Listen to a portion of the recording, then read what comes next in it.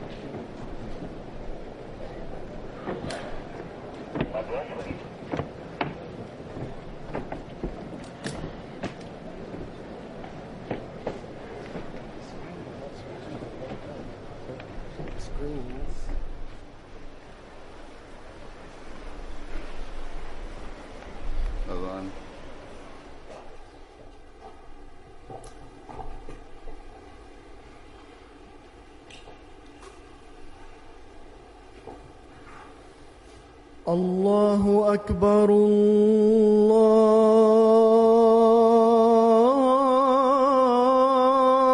الله أكبر، الله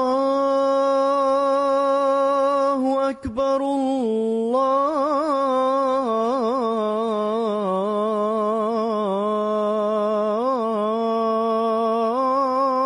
الله أكبر. أشهد أن لا إله إلا الله.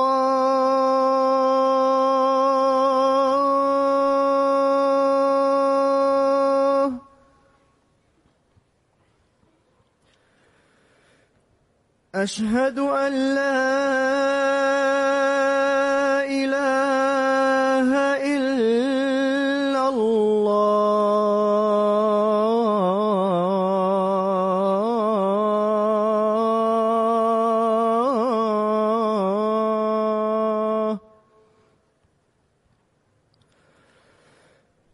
أشهد أن محمدًا رسول الله.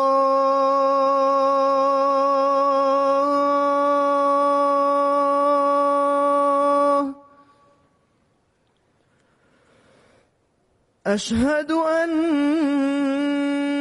محمدًا رسول الله.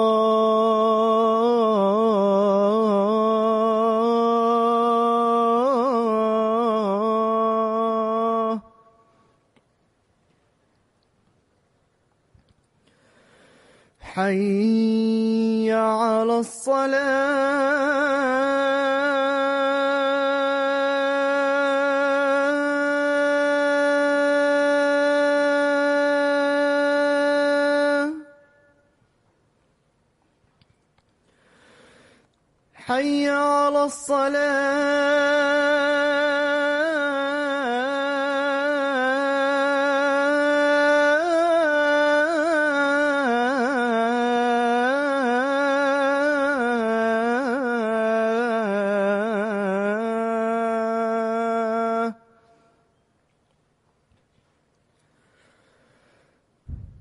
حي على الفلاح.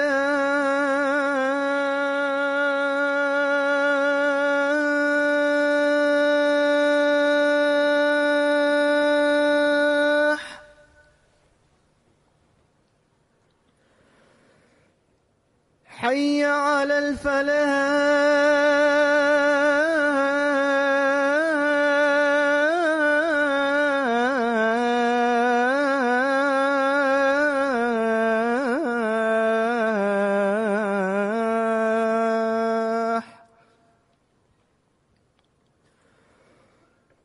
الله أكبر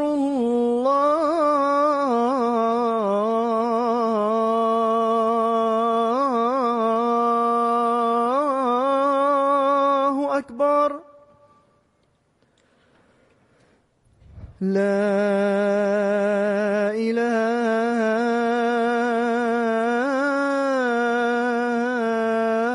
إله إلا الله.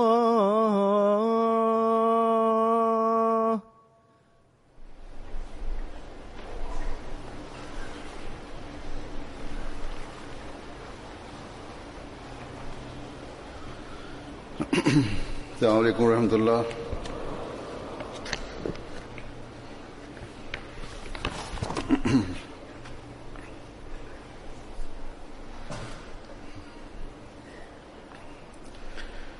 أشهد أن لا إله إلا الله وحده لا شريك له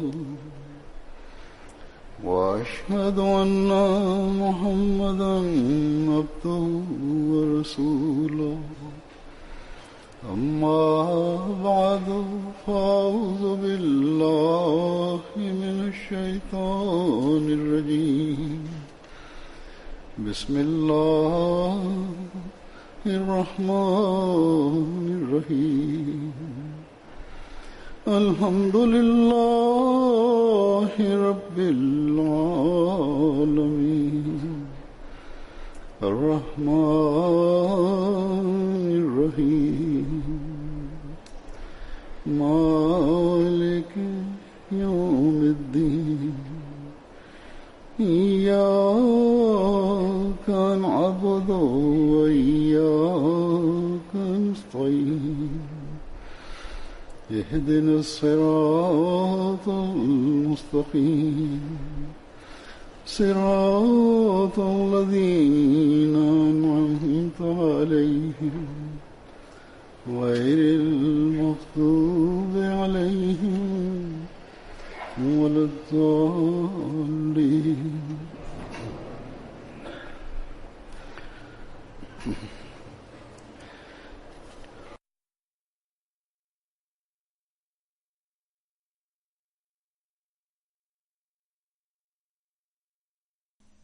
نشترك اليوم بفضل الله تعالى في جلسة سنوية أخرى، علما أن هناك بعض الإخوة الذين حضروها لأول مرة، وهناك كثيرون آخرون لديهم سهولة التأشيرة والسفر، فهم يشتركون فيها منذ عدة سنين.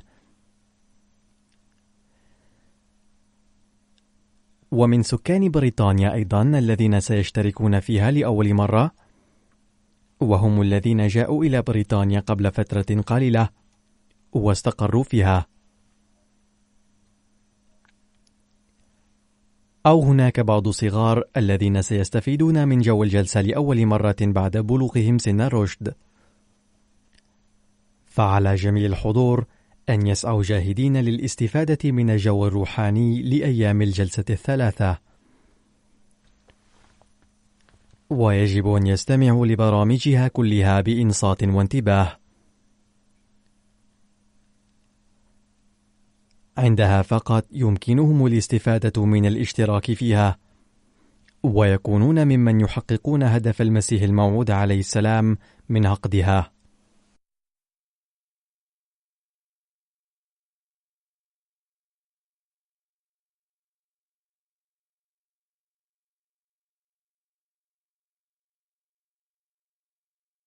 يعلم الجميع أن العاملين في ترتيبات الجلسة أو 90% من أفراد الجماعة يعملون متطوعين، وخاصة في أيام الجلسة.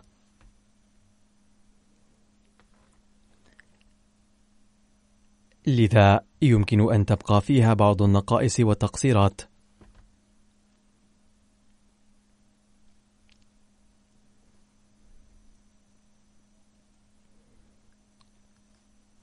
وإن سد هذا النوع من النقائص والتقصيرات واجب علينا جميعا.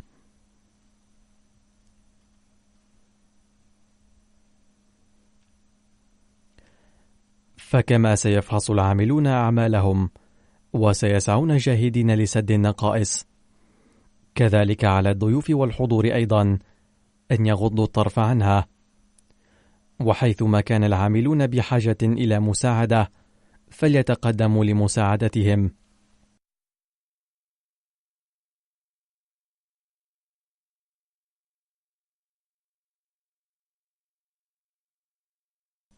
ستتولد فينا الوحدة حين نحمل أثقال بعضنا ونساعد بعضنا كلما اقتضى الأمر، فهذا هو المبدأ الأساس الذي يجب أن يتذكره الضيوف والمضيفون على حد سواء.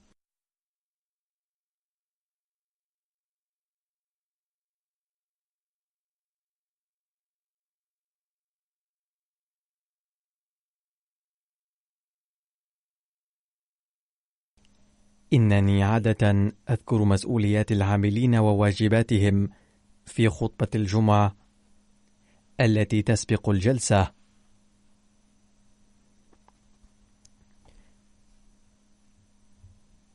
ثم أنصح الضيوف وأوجههم إلى واجباتهم في خطبة الجمعة يوم الجلسة.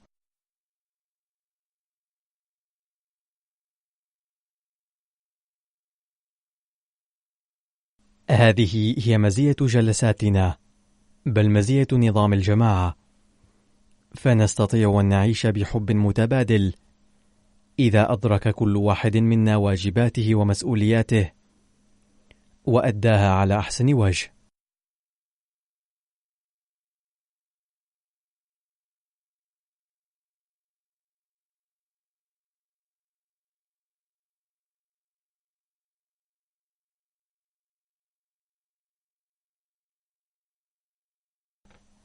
اليوم سأوجه أنظار العاملين والضيوف إلى بعض الأمور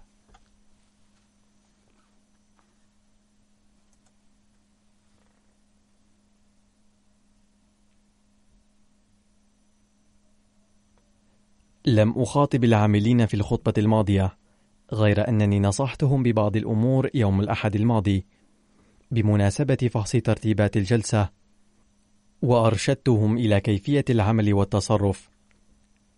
إن أغلبية العاملين في ترتيبات الجلسة يعملون منذ فترة طويلة، وبذلك يكونون قد تدربوا جيدا وعرفوا كيفية عملهم على ما يرام، غير أن هناك عددا لا بأس به من الأطفال والشباب الذين ينضمون إلى صفوفهم كل عام، فيربيهم ويدربهم العاملون والمشرفون على فروع مختلفة بناء على خبراتهم السابقة.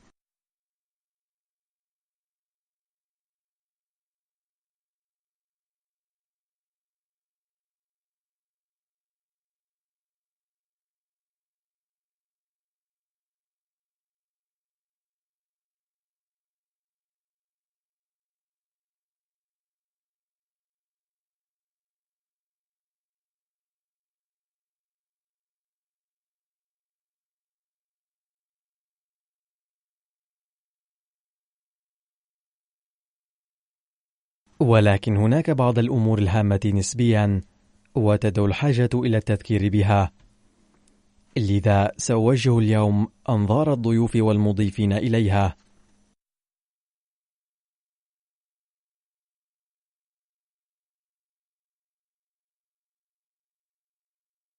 الأمر الأول المتعلق بالعاملين هو أنهم قدموا أنفسهم لخدمة الضيوف الذين جاءوا للاشتراك في الجلسة التي أسسها سيدنا المسيح الموعود عليه السلام بأمر من الله تعالى، ولم يحضروا مهرجانا أو حفلا دنيويا، بل جاءوا إلى هنا لرفع مستواهم الروحاني والعلمي.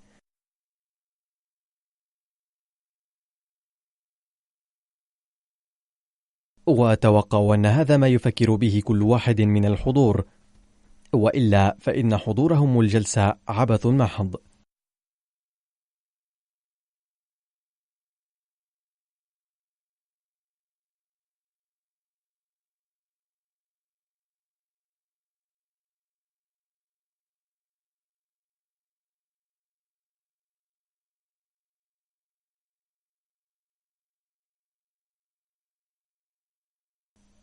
على أي حال، يجب على العاملين أن يتذكروا دائما أن عليهم أن يراعوا مشاعر الضيوف وعواطفهم، ويضربوا أمثلة عليا في الأخلاق الفاضلة مهما كان سلوك الضيف. ولو أساء أحد من الضيوف التصرف، يجب على العاملين في هذه الحالة أيضا أن يتحكموا في عواطفهم ولا يردوا عليهم بالطريقة نفسها.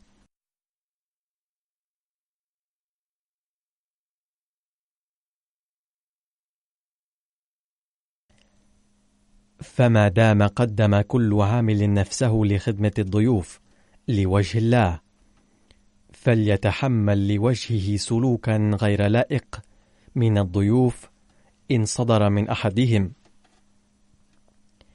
عندها فقط سينالون رضا الله تعالى.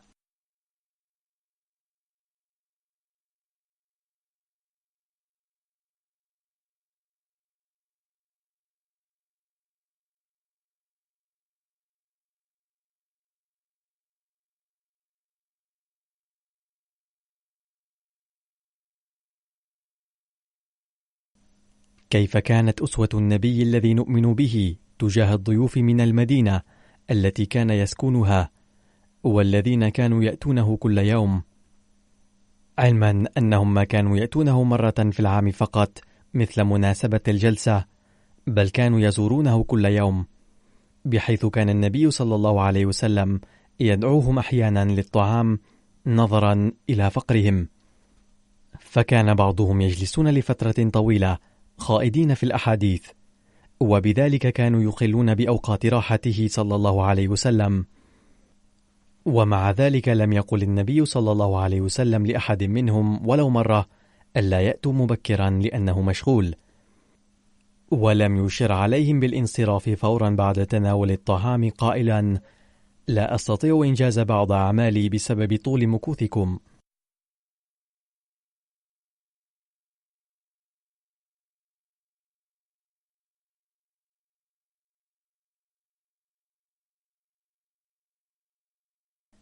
ولكن الله تعالى رأى سلوك هؤلاء الناس ورحابة صدره صلى الله عليه وسلم في استقبال الضيوف، فقال للمؤمنين: فيستحيي منكم والله لا يستحيي من الحق.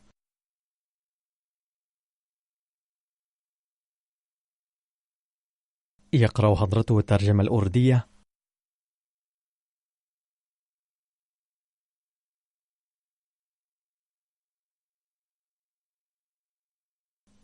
فلا تؤذوا النبي بطول المكوث في بيته دون مبرر. فمن ناحية ذكر الله تعالى أسوة النبي صلى الله عليه وسلم المثلى وحسن أخلاقه في الضيافة، ومن ناحية ثانية أمر الضيوف ألا يتجاوزوا حدودهم كضيوف، بل يجب أن يراعوا حدود الضيافة وقيودها، وألا يستغلوا الموقف كونهم ضيوفا.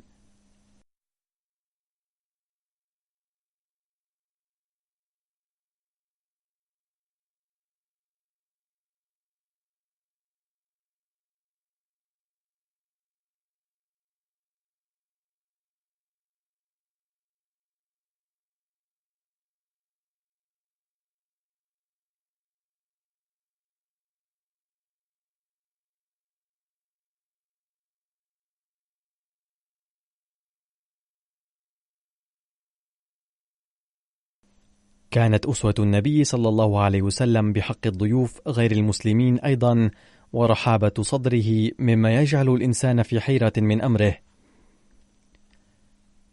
ونرى مثالا على ذلك حين جاءه ضيف غير مسلم فأحسن صلى الله عليه وسلم ضيافته، ثم حدث أن دنس الضيف فراشه قبل مغادرته صباحا، فنظف صلى الله عليه وسلم الفراش بيده.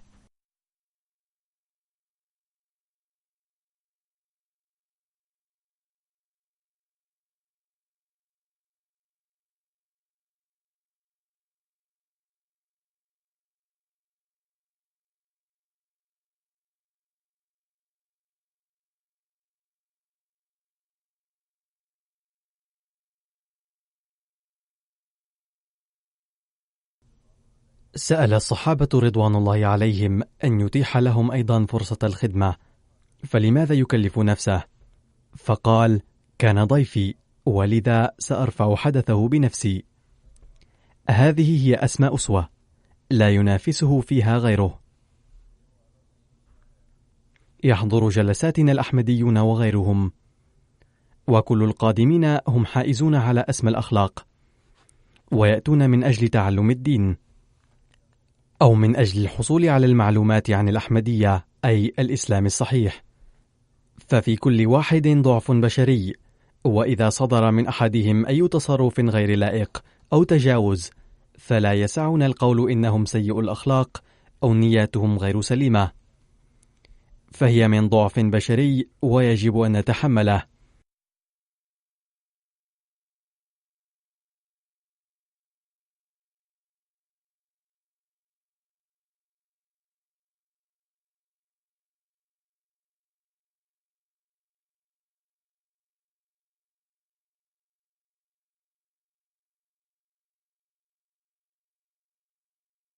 ومن الصحيح تماما أن الأحمدي سواء كان ضيفا أو مضيفا يجب أن يتعامل بالأخلاق السامية.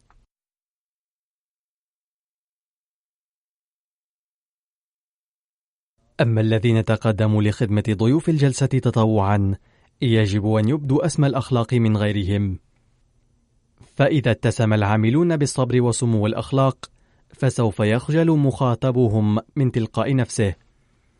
فعلى كل متطوع في كل قسم وشعبة أن يتخلق في هذه الأيام بأخلاق سامية، باعتبار ذلك تحديا كبيرا.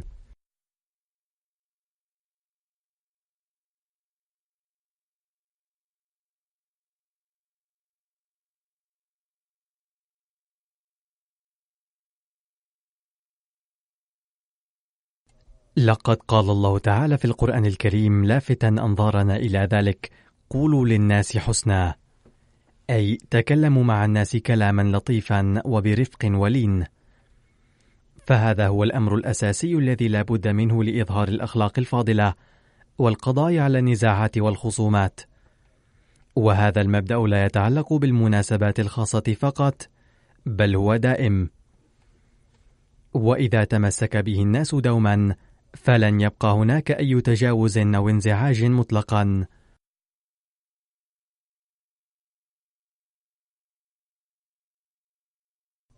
فعلى المضيفين والضيوف أن يضعوا هذا التوجيه الإلهي في الحسبان دوما، الآن ولاحقا إلى الأبد، ويجب أن يراعوا ذلك في هذه الأيام حتما، إذ يجب على الجميع أن يجعلوا هذه البيئة سعيدة لكي يتحقق الهدف الذي من أجله قد اجتمعنا هنا، وهو تحسين أوضاعنا الأخلاقية والروحانية.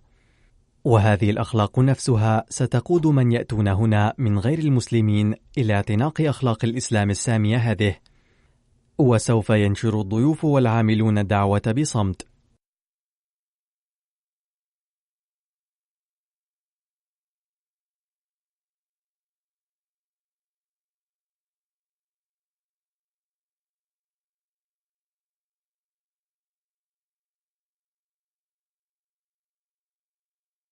يقول النبي صلى الله عليه وسلم: لا شيء أثقل في الميزان من الخلق الحسن. ونرى أن المتخلق بأخلاق سامية يتمكن من المداومة على الصلاة والصيام أيضا، أي يوفق لإحراز الحسنات، وخاصة حين يوفق الإنسان للحسنات ابتغاء مرضات الله ينشأ لديه الالتفات إلى عبادة الله وشكره تعالى أيضا على أنه يبدي هذه الأخلاق الفاضلة عملا بأوامر الله تعالى.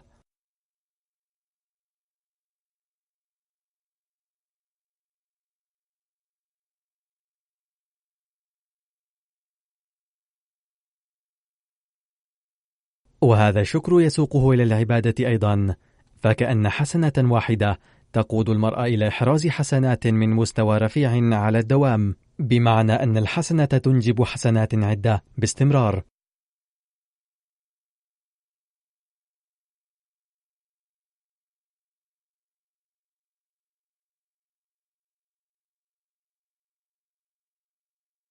فعلى العاملين أن يوطنوا أنفسهم بصفة خاصة مقابل خشونة معاملة الآخرين بابتسامة لا تفارق وجوههم أبدا.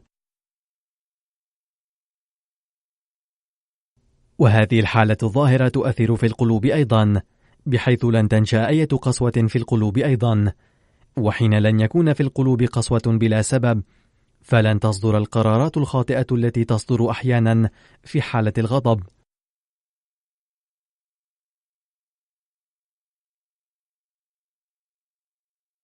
يقول أحد الصحابة بيانا لأسمى أخلاق النبي صلى الله عليه وسلم هذه: ما رأيت قط وجها أكثر بشاشة من وجه النبي صلى الله عليه وسلم.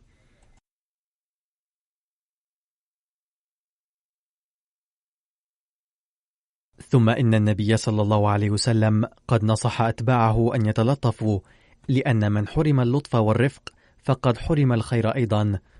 وإذا فهم هذا الأمر المتطوعون والضيوف كلهم، فببركة هذه البيئة سوف يملؤون جرابهم بالخيرات والبركات.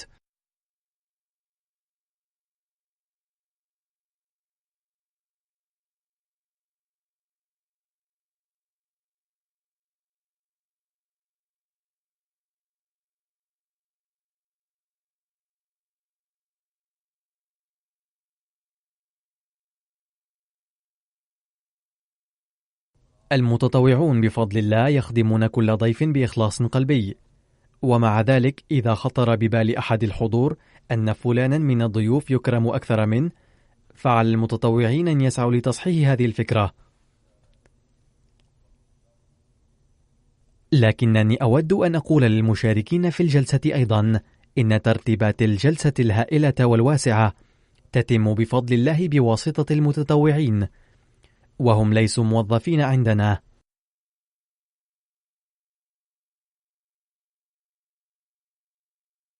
وبعضهم حائزون على مناصب مرموقة ويتقدمون لخدمة ضيوف المسيح الموعود عليه السلام بحماس وعاطفة.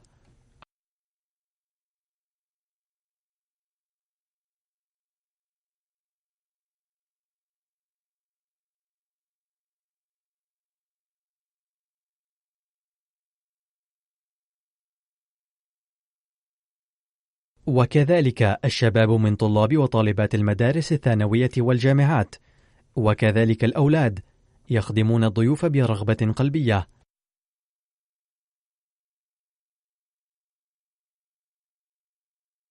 فإن رأيتم بعض ثغرات ونقاط الضعف في النظام فيجب غض الطرف عنها، ويجب أن تضعوا نصب أعينكم دوما الهدف السامي، وهو اجتماعكم هنا للاستماع لما قال الله ورسوله فقط. وإذا كان هذا الهدف السامي في حسبانكم فلن تنشأ أي شكوى. فلإنجاز الأمور الإدارية للجلسة هناك نظام خاص، ومن أجل إنجاز الأعمال بسهولة أنشئت شتى الأقسام والشعب.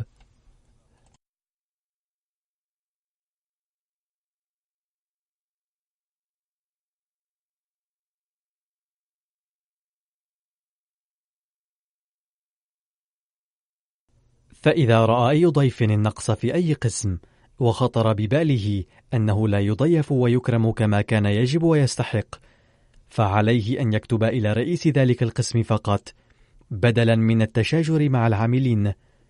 فإن لم نستطع إزالة ذلك النقص هذا العام فسوف نسعى لإزالته في السنة القادمة. فمن حسن نظام الجماعة، ويجب أن يكون كذلك، أن النقائص التي ترفع إلينا نحاول إزالتها.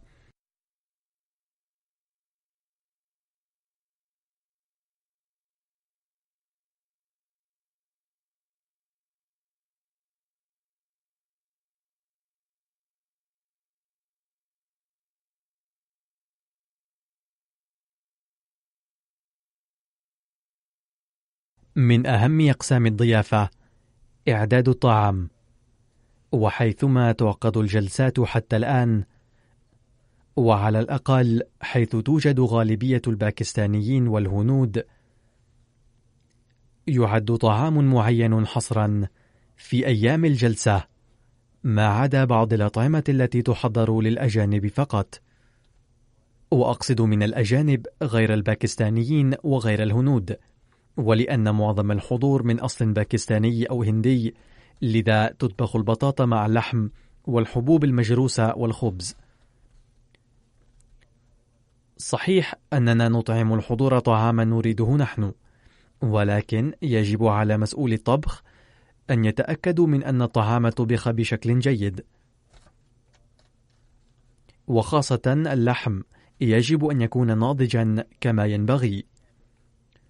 فقد علمت أن البارحة لم يكن اللحم ناضجا بشكل جيد، ولأن الضيوف كانوا بعدد قليل لذا لم ترد الشكاوى، ولكن لو تكرر ذلك اليوم أيضا فينبغي على المسؤولين أن يتصرفوا حيال ذلك بجدية، وإذا كان اللحم من نوع غير جيد فيجب عليهم أن يتخذوا إجراءات فورا للحصول على اللحم ذي الجودة العالية. وآمل أن لا يشتكي الضيوف من ذلك، ولكن لو اشتكوا لكانت شكواهم جائزة. ولكن يجب ألا ترفعوا شكوى مدفوعين بالغضب، بل وجهوا المسؤولين بالحب إلى التقصير وإلى إزالته، وأخبروهم بأن ذلك سيؤدي إلى ضياع الطعام، مع أننا أمرنا بالاهتمام به.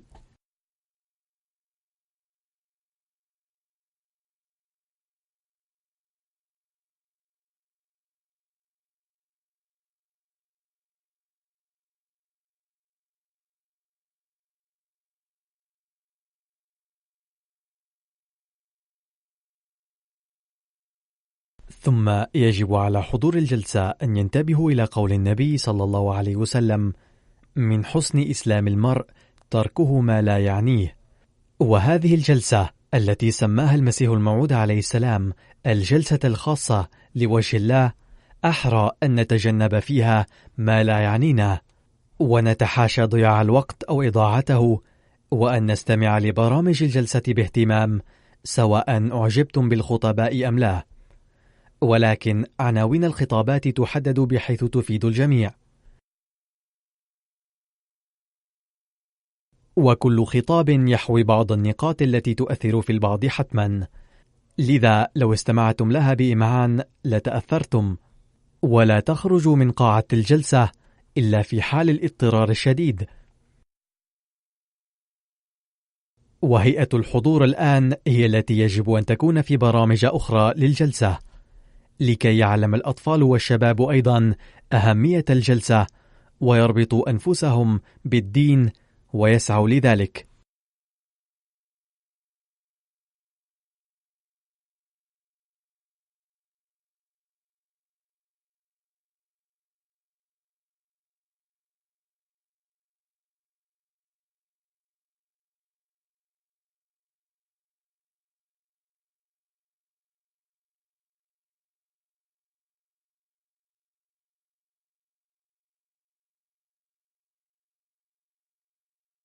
في هذه الأيام من الضروري جدا في المحيط المادي أن يعلم الأطفال والشباب أهمية الدين ويربطوا به، ويجب على الآباء والأمهات أن يتوجهوا إلى هذا الأمر، وعلى كل والد ووالدة السعي لذلك، وفق الله الجميع لذلك.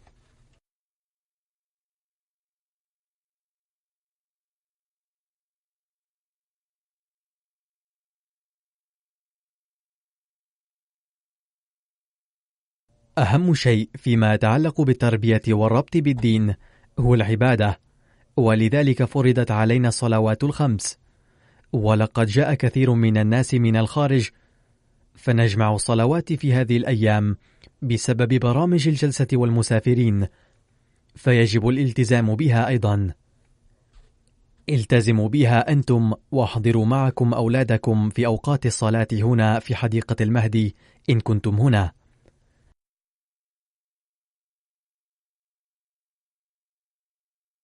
وإذا كنتم غير موجودين هنا وعدتم إلى بيوتكم في وقت صلاة الفجر وصلاة المغرب والعشاء، فصلوا في مراكز الصلاة أو المساجد قرب بيوتكم.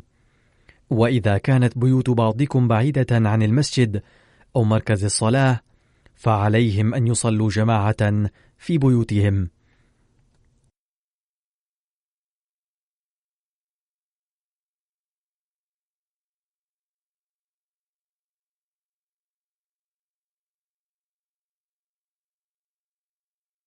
وكذلك على العاملين الذين هم متفرغون في وقت الصلاة أن يأتوا هنا للصلاة في الجماعة، والذين هم مشغولون عليهم أن يصلوا أولا بعد إنهاء العمل، والمسؤولون الذين يستخدمون العاملين عليهم أن يقسموا العمل نظرا إلى أوقات الصلوات، ولا ينبغي أن يفوت أحد وقت الصلاة بحجة العمل.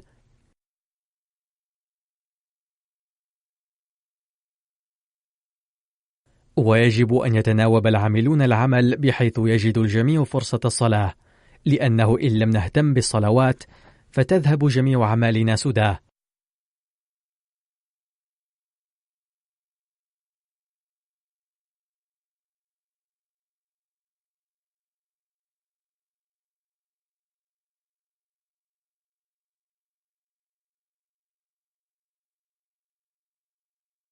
أريد الإشارة إلى بعض الأمور الإدارية الأخرى أيضا.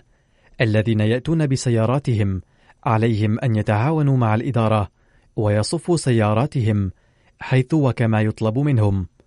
وفي بعض الأحيان تحدث المشاكل في ذلك، لأن البعض يصرون على صف سياراتهم بحسب رغبتهم فيتشاجرون مع العاملين. هذا يؤدي إلى الخلل في الإدارة، وفي بعض الأحيان تسبب هذه الأشياء خطرا وتحدث قلقا للآخرين.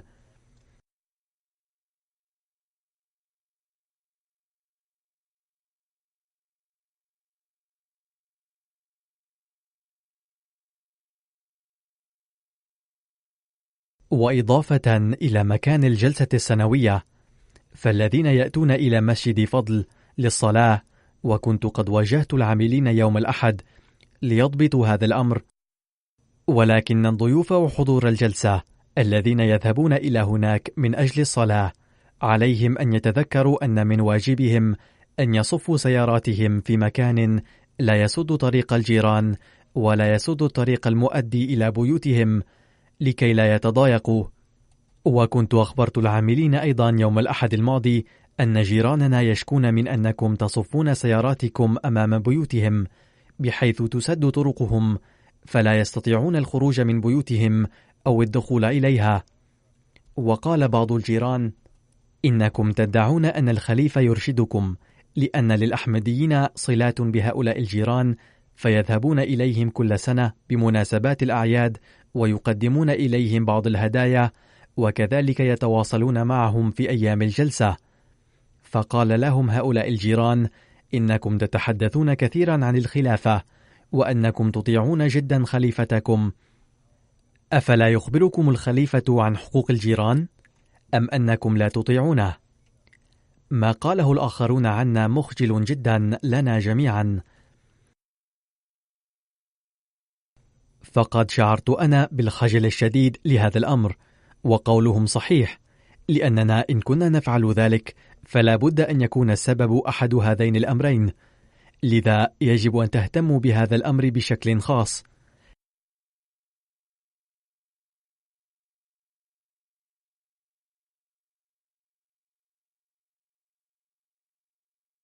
فالإسلام يركز على حقوق الجيران بما لا يركز عليها أي دين آخر، ولكن إن لم يعمل به بعضنا فهم آثمون، وذلك مخجل.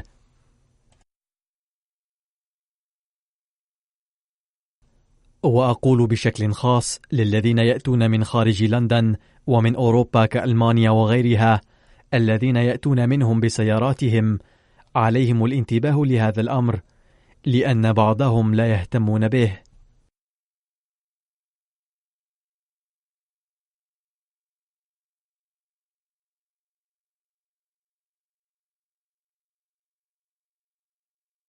ولقد أخبرت أنه إذا نبه هؤلاء لهذا الأمر من قبل الشباب القائمين على الخدمة، فإنهم يعاملونهم أيضا معاملة غير لائقة، ويتكلمون بطريقة خاطئة.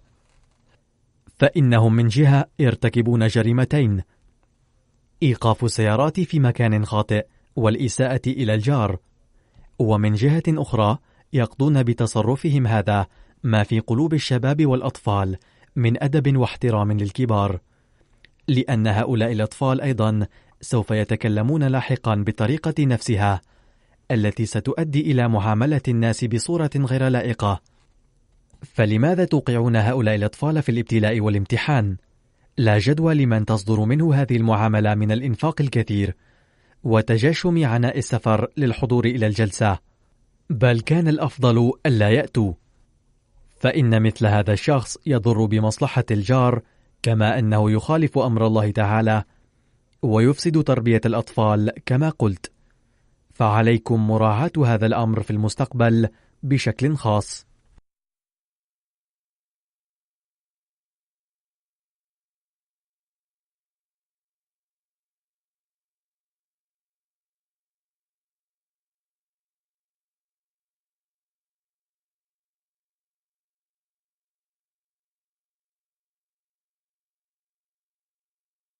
ومن الناحية الإدارية هناك قسم النظافة أيضا، وثمة حاجة ماسة إلى الانتباه إليها، وأنبهكم دوما إلى أن النظافة من الإيمان، ويجب أن نتذكر هذا الأمر دوما. على الضيوف أيضا أن يحافظوا على نظافة المراحيض عند استخدامها وتجفيف المياه فيها، ولقد رفعت بعض شكاوى من أن المياه تفيض على أرضية المراحيض بحيث يصعب على الآخرين استخدامها. صحيح أن هذا واجب الخدام أيضا، ولكن يجب ألا تتركوه على الخدام فقط، بل ساعدوهم في هذا الخصوص. كذلك إذا رأيتم كؤوسا أو علبا فارغة أو أكياسا أو أي شيء آخر ملقا في الحقول الواسعة، فخذوه والقوه في الحاوية.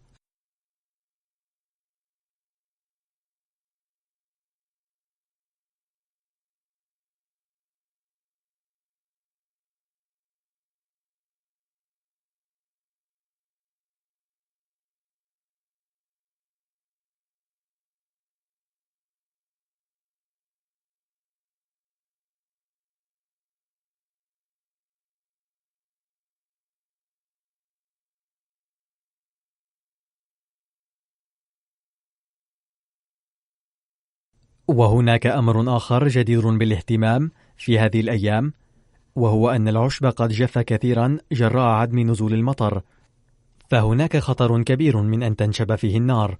وإن كان الإخوة حاولوا جز العشب وحفظه، إلا أن هناك إمكانية حدوث حادثة ما، فلا بد من الاحتياط. ويجب أن يهتم المتطوعون للخدمة والضيوف أيضا بهذا الأمر بشكل خاص، وألا يرموا على الأرض ما يؤدي إلى إشعال النار.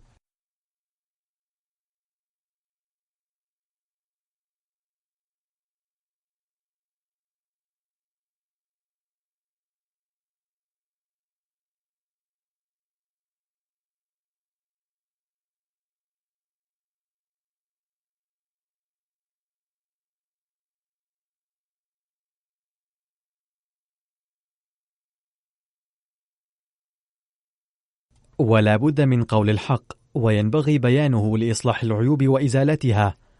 فمن اعتاد التدخين فالأنسب له في هذه الأيام الخروج من حدود حديقة المهدي للتدخين، ولكن يجب ألا يفهم من هنا أنني أجيز التدخين ولا أعتبره سيئا، بل هو سيء ويجب أن تحاولوا الإقلاع عنه وتجنبه. لم يحرمه المسيح الموعود عليه السلام، إلا أنه لم يحبذه، بل أظهر كراهيته له في بعض المناسبات ونصح بتجنبه، ناهيك عما يضيف إليه بعض الشباب من المخدرات متأثرين بمحيطهم الفاسد، فإنه ممنوع وإثم.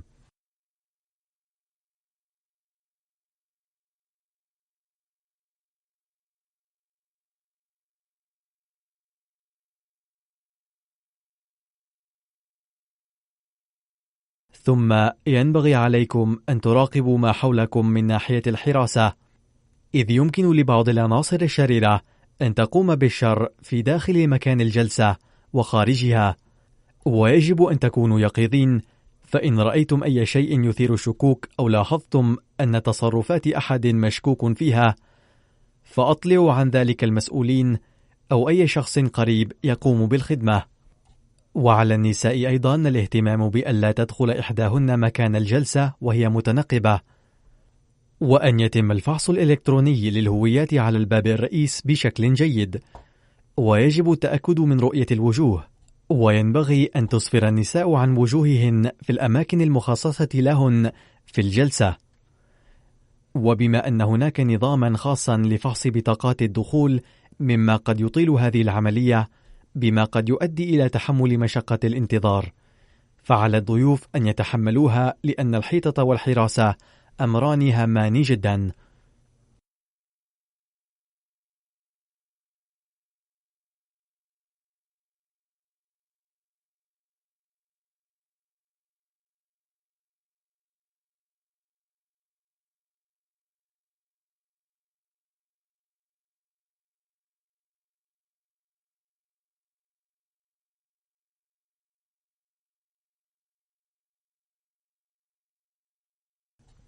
ترفع من قبل النساء شكوى أحيانا مفادها أن أمهات الأولاد يحاولن إسكات أولادهن في خيمة الأمهات والأولاد بإعطائهم بعض الأشياء فيهدؤون نوعا ما، وبالتالي يلتهون بالصمت باللعب أو بأكل شيء ما.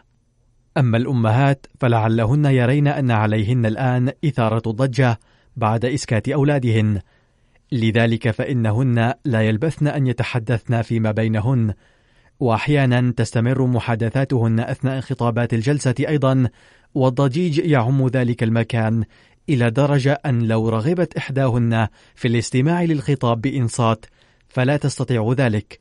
فعلى من يخدمن هناك مراقبة هذا الأمر، لأنه يمكن تحمل ضجيج الأطفال في خيمة الأمهات والأطفال، إلا أنه لا يمكن تحمل ضجيج الأمهات. وهناك شكوى من قبل النساء أيضا أن بعض النساء في الخيمة الرئيسة الخاصة بهن يتكلمن فيما بينهن أثناء الخطابات دون ما سبب، ويسئن الكلام مع من تنبههن من المتطوعات، ويرددن عليهن بردود خاطئة لا تليق.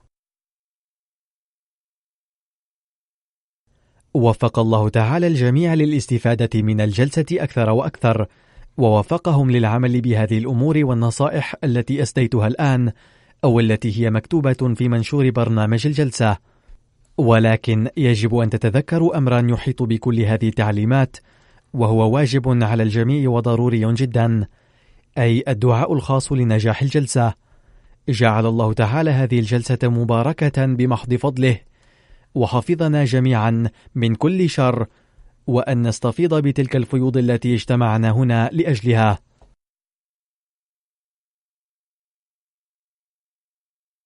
كذلك أريد أن أخبركم أنه كالسنوات السابقة قد أقيم معرض عن كفن المسيح تحت إشراف مجلة مراجعة الأديان Review of Religions، وفي خيمتها. كذلك أقيم مشروع القلم أيضا في الخيمة نفسها. كذلك هناك معرض أقيم تحت قسم الأرشفة، وسيكون أيضا جديرا بالزيارة وموجبا لازدياد المعلومات. إضافة إلى ذلك فإن قسم التبليغ في بريطانيا أقام معرضا حول القرآن الكريم، وسيكون أيضا موجبا لزيادة المعلومات إن شاء الله، فعليكم بزيارته.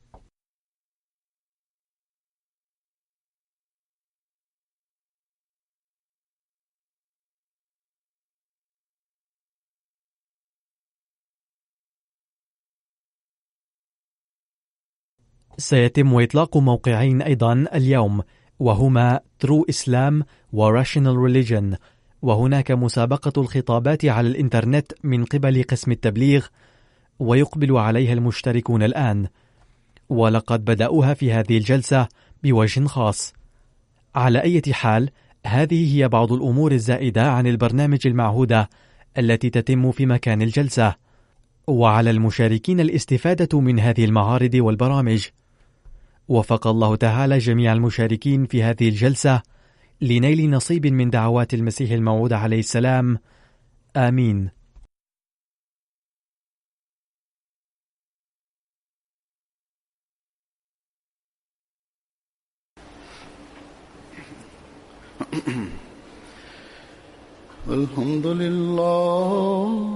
الحمد لله نحمده ونستعينه ونستغفره ونؤمن به ونتوكل عليه ونعوذ بالله من شرور أنفسنا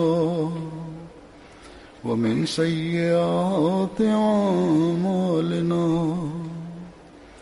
من يهده الله فلا مضل له ومن يضلل فلا هادي له ونشهد أن لا إله إلا الله ونشهد أن محمدا عبده ورسوله عباد الله رحمكم الله إن الله يأمر بالعدل والإحسان وإيتاء ذي القربى